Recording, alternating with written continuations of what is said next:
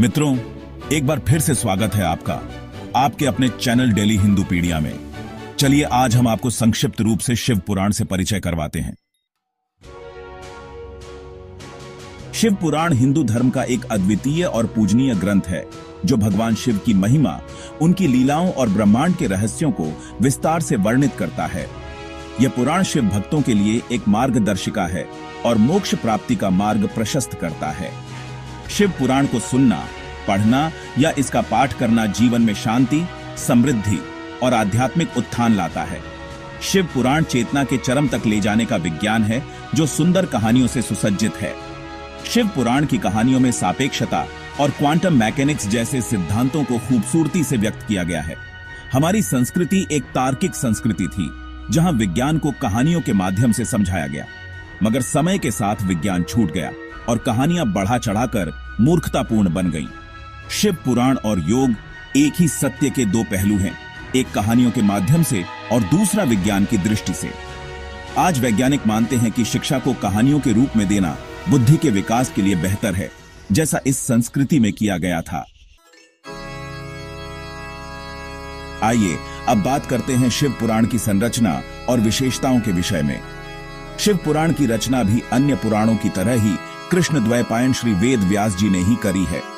विद्वानों के अनुसार शिव पुराण में 1,00,000 श्लोकों को मूलतः 12 संहिताओं में विभाजित किया गया था, किंतु वर्तमान में यह 7 संहिताओं में उपलब्ध रह गई है। हर संहिता में भगवान शिव के एक विशेष पहलू को उजागर किया गया है। आइए इन्हें विस्तार से समझें। पहली है विद्येश्वर संहिता। यह संहिता शिव पुराण की भूमिका के समान है। इसमें सृष्टि की उत्पत्ति का वर्णन है और यह बताया गया है कि शिवलिंग की पूजा कैसे की जाती है। शिवलिंग की स्थापना और अभिषेक से जुड़ी विधियां तथा इनके आध्यात्मिक लाभ इस संहिता का मुख्य भाग हैं। शिवलिंग की पूजा से सभी पापों का नाश होता है। दूसरी रुद्र संहिता। यह शिव जी की लीलाओं का प्रमुख ग्रंथ है और इसे 5 खंडों में विभाजित किया गया है। सृष्टि खंड ब्रह्मांड की उत्पत्ति और शिव की भूमिका, सती खंड माता सती और शिव जी के विवाह की कथा, पार्वती खंड पार्वती जी का तप और शिव से उनका विवाह, कुमार खंड कार्तिकेय की उत्पत्ति और तारकासुर वध, शंकर खंड भगवान शिव के विभिन्न रूपों और उनके भक्तों की कहानियां। तीसरी शतरुद्र संहिता। इसमें भगवान शिव के 11 रुद्र रूपों का वर्णन है। यह बताती है कि भगवान शिव अपने भक्तों को विभिन्न संकटों से कैसे बचाते हैं। भक्ति और योग की शक्ति पर भी इसमें विशेष जोर दिया गया है। चौथी कोटि रुद्र संहिता। इस संहिता में यह बताया गया है कि शिव जी के एक एक रूप के कितने नाम और महत्व हैं। शिवलिंग पूजा के महत्व और इसे करने के विभिन्न तरीके इस खंड का मुख्य विषय हैं। पांचवी उमा संहिता। माता पार्वती की तपस्या, शिव जी से उनका विवाह और उनके शक्ति रूप की महिमा को विस्तार से समझाया गया है। इसमें पारिवारिक जीवन में शिव और पार्वती के प्रेम और आदर्शों को भी दर्शाया गया है। छठी कैलाश संहिता। यह खंड योग, ध्यान और तंत्र विज्ञान पर केंद्रित है। शिव जी के निवास कैलाश पर्वत और उनके ध्यान के रहस्यों को इस खंड में समझाया गया है। एवं 7वीं वायव्य संहिता। इसमें शिव पूजा के प्रभाव और इससे मिलने वाले आध्यात्मिक लाभों का वर्णन है। शिव भक्तों के लिए यह खंड एक गाइड की तरह कार्य करता है। शिव पुराण की मुख्य कथाएं। सती का बलिदान और पार्वती के रूप में पुनर्जन्म। दक्ष प्रजापति ने जब अपने यज्ञ स्थल पर शिव जी का अपमान किया, उस अपमान से क्रुद्ध होकर माता सती ने उसी यज्ञ कुंड में अपनी बलि दे दी थी। फिर शिवजी ने सती के शरीर को लेकर पूरी पृथ्वी का भ्रमण किया। उसके बाद सती का पार्वती के रूप में जन्मना और घोर तपस्या के बाद शिवजी को पुनः पति रूप में प्राप्त करने की विस्तृत कथा शिव पुराण में आती है। गंगा का अवतरण। भगीरथ की घोर तपस्या के बाद जब मां गंगा धरती पर अवतरित हुई, तब उनका वेग बहुत ही भयावह था। तब शिवजी ने गंगा को अपनी जटाओं में स्थान देकर उनके वेग को संतुलित किया। समुद्र मंथन में अमृत के कलश के आने से पूर्व हालाहल विष निकला, जिससे देवता और दानव दोनों भयभीत हो गए। शिव जी ने उस हलाहल विष को अपने कंठ में धारण कर सृष्टि का विनाश होने से बचाया।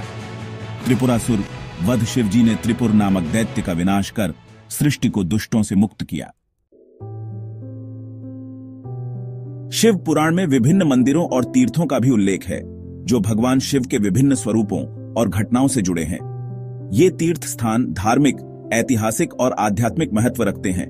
इनमें से कुछ प्रमुख मंदिर और तीर्थ इस प्रकार हैं। द्वादश ज्योतिर्लिंग तीर्थ। हम सबने द्वादश ज्योतिर्लिंग के बारे में कई बार सुना है। हर सनातनी को जीवन में कभी न कभी सारे द्वादश ज्योतिर्लिंगों के दर्शन की आतुरता रहती है। शिव पुराण में ही द्वादश ज्योतिर्लिंगों का वर्णन मिलता है जो भगवान शिव के स्वयंभू ज्योतिर्लिंग स्वरूप के प्रतीक हैं।